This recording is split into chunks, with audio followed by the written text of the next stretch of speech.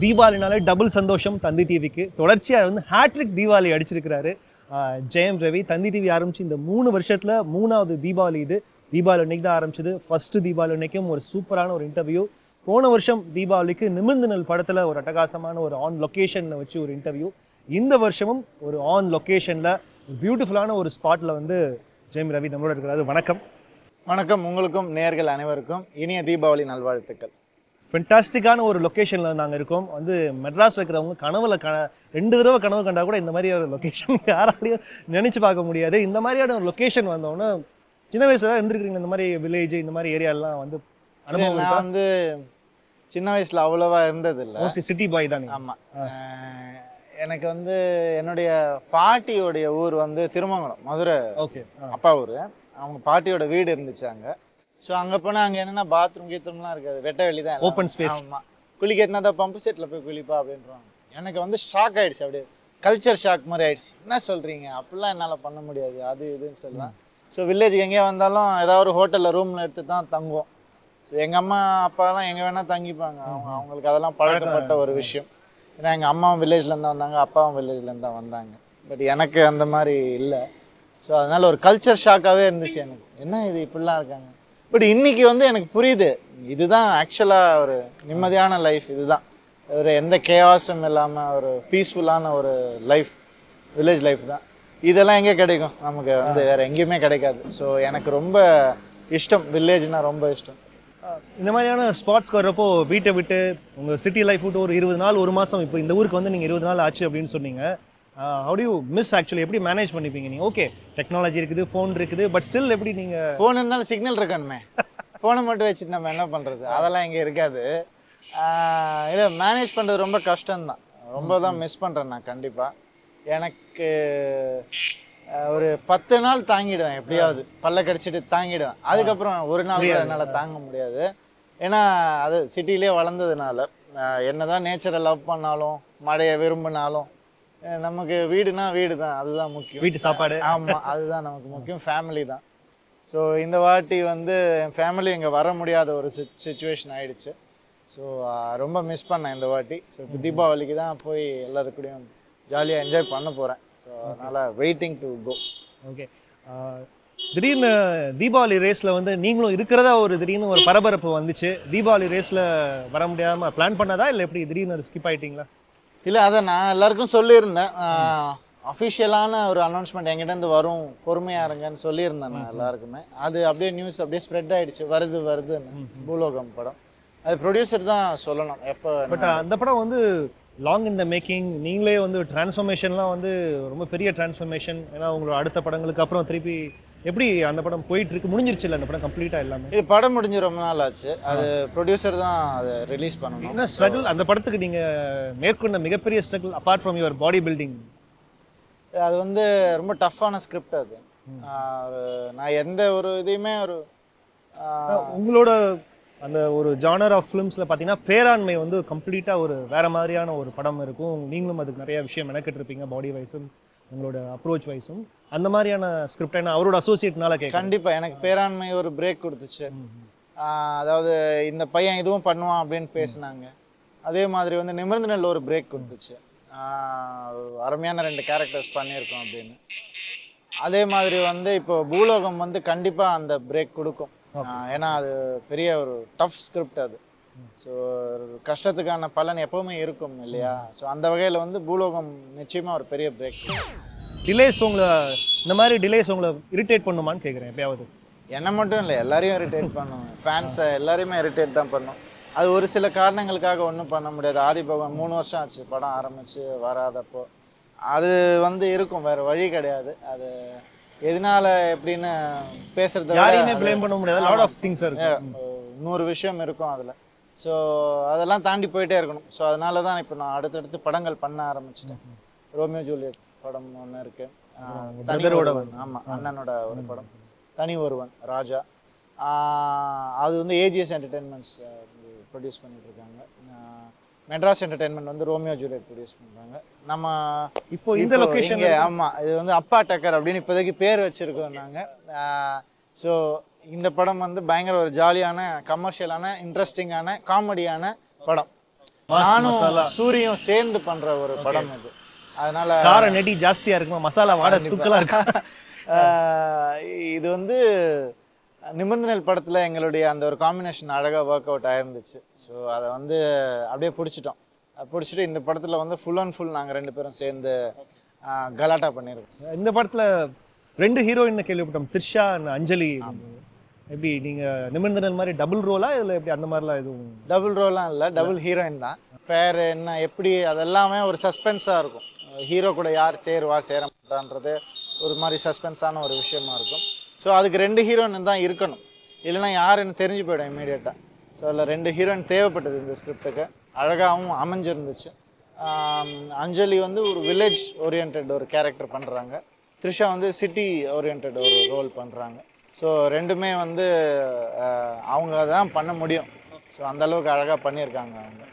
So நான் முதல்ல ஒரு ஃபுல் அண்ட் ஃபுல் காமெடி பண்ணதே இல்லை நான். சம்திங்ல ஐ திங்க் யூ. ஆமாம், அது எல்லாமே வந்து ஒரு என்ன சொல்ற ஸ்டோரி பேஸ்டு காமெடியாக வரும், அதாவது சிச்சுவேஷன் காமெடியாக வரும். பட் காமெடி தான் பண்ண போகிறோம்னு சொல்லி ஒரு படம் பண்ணுறோம் இல்லையா, அதுக்குன்னே வருவாங்க இல்லையா, சிரிச்சுட்டு போகலாம் சந்தோஷமாக இருந்துட்டு போகலான்னு. அந்த மாதிரி படம் இந்த படம் தான்.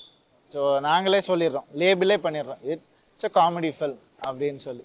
ஒரு நடிகனா வந்து தயார்படுத்திக்கிட்டே இருக்கிறீங்கன்னா உங்கள் ஜெயம்லேருந்து இன்னைக்கு வரைக்கும் வந்து நிறையா விஷயங்கள் தயார்படுத்திக்கிட்டு இருக்கிறப்போ எந்த விஷயம் உங்களுக்கு ஃபஸ்ட்டு மைண்டில் இருக்கும்? என்ன ஏரியாலாம் நம்ம இன்னும் பெட்டராக பண்ணணும், தயார்படுத்திக்கிட்டே இருக்கணும் அப்படின்றது என்னென்ன ஏரியாலாம்? எல்லா ஏரியாலையுமே இருக்குது. நான் பர்ஃபெக்டாக நினைக்க முடியவே முடியாது என்னால். பொதுவாக நான் வந்து பார்த்த எல்லாமே உங்களோட டான்ஸ் சீக்வன்சஸில் தான் நான் 2-3 டான்ஸ் சீக்வன்ஸ் மேக்ஸிமம் 2 இல்லை 3 டேக்கு, அதுவும் வந்து சில இடத்துக்காக அந்த 2வது 3 டேக்கும் பர்ஃபெக்டாக டான்ஸ் ஆனால் பிகாஸ் யூஆர் பேசிக்கலி நல்ல ஒரு டான்ஸர் அப்படிங்கிறதுனால. மற்ற எந்த விஷயத்துல இன்னும் கொஞ்சம் மனசுக்குள்ள சொல்லுவீங்களா, டே இன்னும் பெட்டரா பண்ணுண்டா, மாறிடா வேறடா அந்த மாதிரிலாம்? இல்லை, நான் தான் சொல்கிறேன், எல்லா ஆஸ்பெக்ட்லேயுமே என்ன பெட்டர் பண்ணிக்கிட்டோம் தான் நினைப்பேன் நான். அது ஏன்னா ஸ்டாக்னன்ட் ஆகிடுவோம், இல்லைன்னா ஓடினா தான் அது நல்லது. ஸ்டாக்னன்ட் ஆகிட்டா அது தப்பாயிடும், கெட்டு போயிடும். ஸோ அதனால் மைண்டு அப்படியே ஃப்ளோவாக தான் இருக்கணும். ஒவ்வொரு வேலையுமே ஒவ்வொரு ஆஸ்பெக்ட் ஆஃப் சினிமாவையும் ஆஸ்பெக்ட் ஆஃப் பெர்ஃபார்மன்ஸையும் வந்து நம்ம மேலும் மேலும் மெருகேற்றிக்கிட்டே தான் போகணும். இது போகிறோம் இதான் வந்துடுச்சு அப்படின்னு நினச்சோன்னா அது கொஞ்சம் தப்பாக போயிடும். ஹோம்ஒர்க் இந்த மாதிரியான விஷயங்கள்லாம் நம்பிக்கை இருக்கா, பண்ணுறது உண்டா, இல்லை ஆன் த ஸ்பாட் தானே எல்லாமே? இப்போ ஒரு ஸ்கிரிப்ட் நீங்கள் எப்படி உங்களோட அப்ரோச் எப்படி? அவங்க பிரதர் படத்தை விட்டுருங்க, வெளியில் படத்தை வர்றப்போ ஸ்கிரிப்ட் ஃபுல்லாக கொடுத்து நீங்கள் அதை அவங்க ஸ்டைலில் படிச்சுட்டு அந்த டைலாக்ஸ் எல்லாம் மனப்பாடம் பண்ணிட்டு தான் போவீங்களா, இல்லை அந்த ஸ்பாட் அங்கே ஏடிஸ் சொல்கிறத வச்சு நீங்கள் மேனேஜ் பண்ணிப்பீங்களா? இல்லை, it depends on the director. முதல்ல டைரக்டர் ஸ்கிரிப்ட் ரெடியா? ஆமாம், ஏன்னா டைரக்டர் வந்து ஒரு நல்ல ஸ்கிரிப்டை கூட கெடுக்க முடியும், ஒரு மட்டமான ஸ்கிரிப்டை கூட நல்லா பண்ணிவிடுவார் அவர். அது டைரக்டரை பொறுத்து தான் இருக்குது. டைரக்டர் சொன்னார்னா நீங்கள் ஸ்பாட்டுக்கு வாங்க, நான் பார்த்துக்கிறேன், ஒன்றும் பிரச்சனை இல்லை நீங்கள் இதுக்கு ப்ரிப்பேர் ஆகணும், நீங்கள் ப்ரிப்பேர் ஆனால் தான் எனக்கு கான்ஃபிடன்ஸ் வரும் அப்படின்னு ஸ்கிரிப்டை கொடுத்து சீனை கொடுத்து படிக்க சொல்கிறதும் இருக்குது. இப்போ ஜனநாதன் சார் மாதிரி டைரக்டர்ஸ் வந்து ஒன்றுமே சொல்ல மாட்டாங்க, அங்கே வந்து தான் எல்லாமே தெரிஞ்சுக்கணும் நம்ம. அமீர் அண்ணன் மாதிரி டைரக்டர்ஸ் வந்து ஹோம்ஒர்க் பண்ண சொல்லுவாங்க, இல்லை பிளாங்காக வாங்க அப்படின்னு சொல்லுவாங்க. எதுவுமே மைண்டில் வச்சுக்காதீங்க, கேரக்டர் கூட நீங்கள் மைண்டில் வச்சுங்க, நான் சொல்கிறேன் அது அப்படின்னு சொல்லுவாங்க. சரி, எல்லாரையுமே நம்ம பார்த்து ஆகணும் இல்லையா? ஸோ எல்லாருக்கிட்டையுமே இப்போ எங்கள் அண்ணன் பண்ணுற ஸ்கிரிப்ட் வந்து தனி வரும், அவருடைய ஓன் ஸ்கிரிப்ட். அவர் 2 வருஷம் ரொம்ப கஷ்டப்பட்டு பண்ணியிருக்காரு அந்த ஸ்கிரிப்டை. அதில் வந்து எப்படின்னா டெய்லி உட்காருவோம் நாங்கள் 2 பேரும், ஒரு வருஷமாவது உட்காந்து பேசிக்கிட்டே இருப்போம். இப்படி பண்ணலாம் அப்படி பண்ணலாம், நீ இப்படி ரெடி ஆகு, நான் அப்படி ரெடி ஆகிறேன் அப்படின்னு பேசி. ஸோ இந்த மாதிரி டிபெண்ட்ஸ் அந்த டைரக்டர், அவங்கக்கிட்ட இருந்து தான் எனக்கு கிடைக்கும், அந்த இன்புட்ஸ் கிடைக்கும்.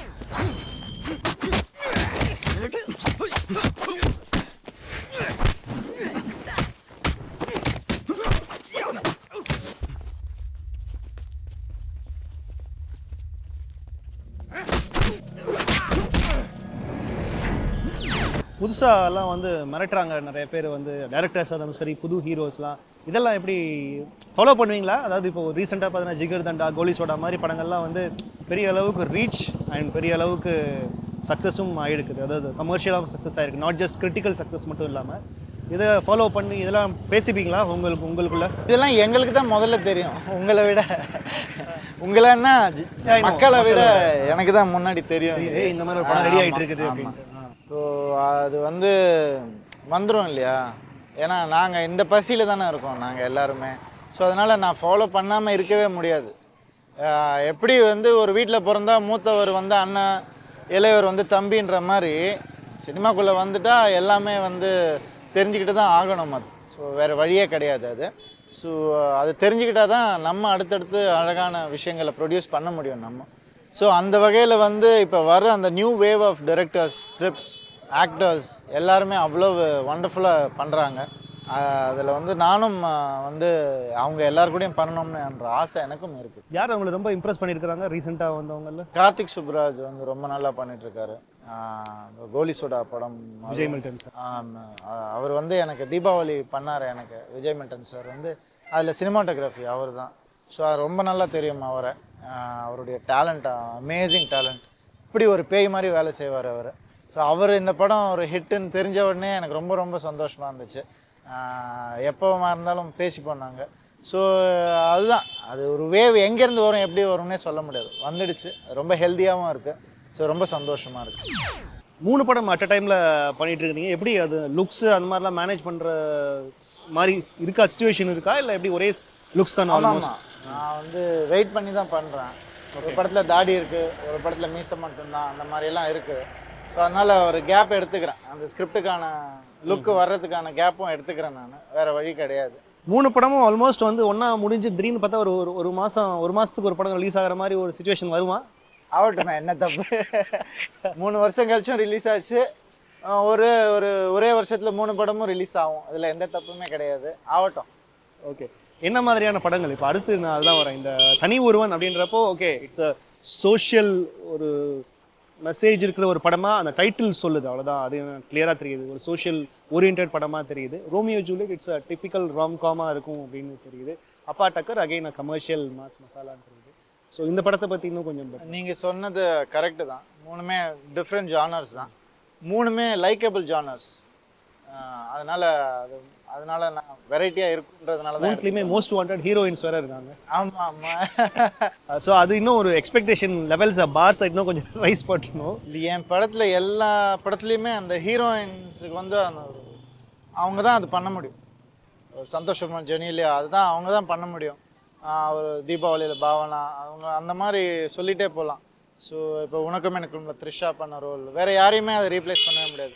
ஸோ இப்போ வரப்போகிற படங்களும் அதனால தான் நல்ல ஹீரோயின்ஸாக செலக்ட் பண்ணுறோம் நாங்கள். இது 3மே எனக்கு முக்கியமான படங்கள். 3மே டிஃப்ரெண்ட் ஜானர். தனி ஒருவனில் வந்து என்னென்னா ஒரு சோஷியல் விஷயம்ன்றதே வந்து எப்படி ஆரம்பிக்குதுன்றதுன்னா ஒருத்தனால தான் அது ஆரம்பிக்கும். அவன் கிட்டேருந்து தான் அது ஒரு சோஷியலாக ஆகும். அது ரெவல்யூஷன் ஸ்ப்ரெட் அக்ராஸ் அப்படின்றது. ஸோ அந்த விஷயத்தை தான் தொட்டிருக்கோம் நாங்கள்.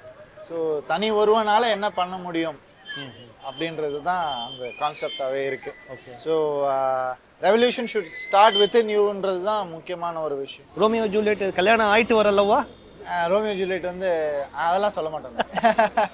இல்லை, இட்ஸ் ராம்காம் தான் கண்டிப்பாக. ரோமியோ ஜூலியட் வந்து ஒரு இது ஹிந்தியில் வர்ற தமிழில், ஏன்னா நான் அந்த போஸ்டர் டிசைன்ஸு சில விஷயங்கள்லாம் பார்த்தா ஒரு ஹிந்தியில் இந்த மாதிரி நிறையா ராம்காம்ஸ்லாம் வருது. அந்த லுக் அண்ட் வைஸ் அந்த மாதிரி தான் இருக்குது எல்லாமே. ஸோ லுக் அண்ட் ஃபீல் வந்து அந்த மாதிரி படம் தான் அது. ஆமாம், கண்டிப்பாக. ஏன்னா வந்து ரோமியோ ஜூலியட் வந்து நீங்கள் சொல்கிற அந்த டிப்பிக்கல் ராம்காம் தான் அது. அந்த லுக் அண்ட் ஃபீல் வந்து பாலிவுட் டிஷ் தான். பட் அழகான ஒரு விஷயம் என்னென்னா ரொம்ப இயல்பான ஒரு ஸ்கிரிப்ட் அது. அதில் வந்து இந்த கேரக்டர் வந்து நம்ம ஊர் பசங்க எப்படி இருப்பாங்க அந்த மாதிரி தான் இருப்பாங்க. அதனால வந்து ஒரு கலர் அப்படி இருக்கும். பட் உள்ள விஷயம் வேற. டைட்டில் பார்த்தோன்னா இத்தனை நாளா நம்ம ஊர்ல எப்படி இந்த டைட்டில் விட்டு வச்சிருந்தாங்க அப்படின்றதே பெரிய விஷயம். எனக்கே அது ஒரு சந்தேகம். டைரக்டர் என்கிட்ட அந்த டைட்டில் சொன்னோடனே நான் கேட்டேன், நீங்கள் ரெஜிஸ்டர் பண்ணீங்களா, இல்லை ரெஜிஸ்டர் பண்ணவங்க யாராக இருந்தால் அவங்க கிட்ட இருந்து வாங்கணும் இதில் அப்படிலாம் சொல்லியிருந்தேன். இல்லைங்க, யாருமே பண்ணல, வைங்க அப்போது. ஸோ அவர் பேசிக்காகவே லக்ஷ்மண் டைரக்டர். அவர் வந்து ஏபிசிடியிலேருந்து அழகாக அந்த படத்துக்கு அவ்வளோ வேலை செஞ்சுருக்காரு. புது டைரக்டர் தான், எஸ்ஜே சூர்யா சாருடைய அசோசியேட் அவர். ஸோ கண்டிப்பாக நிச்சயமாக ஒரு நல்ல படம். வேறு என்னென்னலாம் புதுசாக நீங்கள் இப்போது இண்டஸ்ட்ரியில் ஓகே ஒரு வருஷம் ஆச்சு, நெக்ஸ்ட் லெவல் எப்படி நம்ம அடுத்த கட்டத்துக்கு நம்மளை திரும்பி பார்க்க வைக்கணும், இன்னும் ஒரு அடுத்த லெவலுக்கு போகணும் அப்படின்னா என்ன ஏதாவது பிளான்ஸ் எதுவும் இருக்கா? இல்லை, நிறைய பிளான்ஸ் இருக்குது கண்டிப்பாக. பட் ஒரு விஷயம் என்னென்னா, நான் எப்போவுமே ஸ்கிரிப்டுக்கு நிறைய வெயிட் பண்ணுவேன். நான் அது என்னை தேடி வரணும் அப்படின்னு சொல்லிட்டு. இப்போ வந்து ஒரு படம் வந்து அதை வச்சு தான் இன்னொரு படம் அதை வச்சு தான் இன்னொரு படம் அப்படி தான். ஏன்னா வந்து ஒரு படத்தில் ஒரு விஷயத்த ப்ரூவ் பண்ணும் போது தான் அந்த டேஸ்ட் உள்ள இன்னொருத்தர் வருவார். ஒரு டைரக்டர் நான் சொல்கிறேன், இப்படி ட்ராவல் பண்ணுறாரு இந்த பையன், இப்படி ட்ராவல் பண்ணுறாரு, சரி நம்ம இவர்கிட்ட போனால் கரெக்டாக இருக்கும் அப்படின்னு. ஸோ அது வந்து எனக்கு ஒரு பெரிய நம்பிக்கை இருக்குது. ஒரு டைரக்டர் வந்து பர்ஃபார்மிங் ஆர்டிஸ்ட், பர்ஃபார்மிங் ஆக்டரை வந்து அவருடைய படத்தில் வைக்கணும்னு நினைப்பார் அப்படின்னு. ஸோ அது என்னுடைய பெர்ஃபார்மன்ஸை நான் மெருகேற்றிட்டே போகணும் அப்படின்ற ஆசை இருக்குது. அது ஒரு பிளான் ஏ. அது இன்னொன்று என்னென்னா நிறைய படம் ப்ரொடியூஸ் பண்ணணும்னு ஆசை இருக்குது. வச்சா இல்லை உங்களுக்கு எப்படி இருந்தாலும் நல்ல ஸ்கிரிப்டை ப்ரொடியூஸ் பண்ணணும். அதே மாதிரி வந்து நல்ல டைரக்டர்ஸ் கிட்ட, பெரிய டைரக்டர்ஸ் கிட்ட ஒர்க் பண்ணணும், நானும் டைரக்ட் பண்ணணும் அப்படின்ற நிறைய பிளான் ABCDEF எல்லாம் இருக்கு. நிறைவேறாத ஆசைகள் உதாரணத்துக்கு நிறைவேறாத ஆசை வந்து எனக்கு 70 வயசு ஆனாதான் அது நிறைவேறாத ஆசை. இப்போ வரைக்குமே அது நிறைவேறும் நம்பிட்டு இருக்கிற ஆசை தான் கண்டிப்பா. ஸோ எல்லாமே நிறைவேற்றப்படும், கவலையே இல்லை. ஃபென்டாஸ்டிக்கான ஒரு லொகேஷன்ல சூப்பரான நம்ம ஜெயம் ரவியோட ஒரு ஃபென்டாஸ்டிக்கான ஒரு இன்டர்வியூ இந்த தீபாவளி டே இன்னைக்கு. இந்த பிஸி ஷெட்யூல், லிட்டரலாக பிஸி ஷெட்யூலில் ஒரு பிரேக்குக்கு நடுவில் தான் நான் உட்காந்து பேசுகிறோம். அதுவும் மழை வேறு தூரிட்டு இருக்கு. இந்த மழையில தான் வந்து அவங்க சாங்கை எடுத்துக்கிட்டு இருக்கிறாங்க. ஸோ அதுக்கு தேங்க்யூ வெரி மச். ஸோ உங்களோட ஆக்சுவலாக ஒரு வேலையை கண்டினியூ பண்ண சொல்லணும். ஸோ இந்த இன்டர்வியூவை நீங்கள் தந்தி டிவியில் பார்த்து ரொம்ப என்ஜாய் பண்ணியிருப்பீங்க. இந்த படத்தையும் நீங்கள் வந்து தேட்டரில் ரிலீஸ் ஆன பிறகு கண்டிப்பாக தேட்டரில் ரிலீஸ் ஆகணும். தீபாவளி உங்களுக்கும் நேயர்களுக்கும் இனிய தீபாவளி வாழ்த்துக்கள். Have a safe Deepavali, enjoy. படத்தை தேட்டரில் போய் பாருங்கள், TVCடியில் பார்க்காதீங்க. நன்றி. All the best. ஸோ அந்த வகையில் வந்து ரொம்ப பரவாயில்ல, அதுலேருந்து ஹாரன் அடிக்காதப்பா, அது போயிட்டுமா? அந்த வண்டி போயிட்டு போயிட்டு. ஆமாம் ஆமாம். ஸோ நல்ல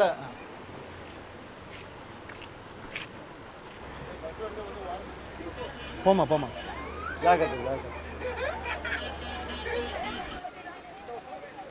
இயல்பாக எதுவாக இருந்தாலுமே நம்ம தமிழ் ஆடியன்ஸ்க்கு வந்து ரொம்ப பிடிக்கும்.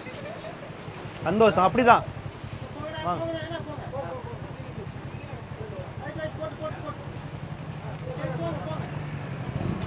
இல்லை இல்லை, யாரோ ஒருத்தர் இங்கே நின்று அனுப்பிச்சிங்கன்னா, டே நாகேஷ் இங்கே நின்று வண்டியெல்லாம் இப்படி அனுப்பேன்டா, ஏன்டா இன்டர்வியூ டிவியில் பாடுறா, டேய் திரும்பி நில்றா, அப்படி பாரு.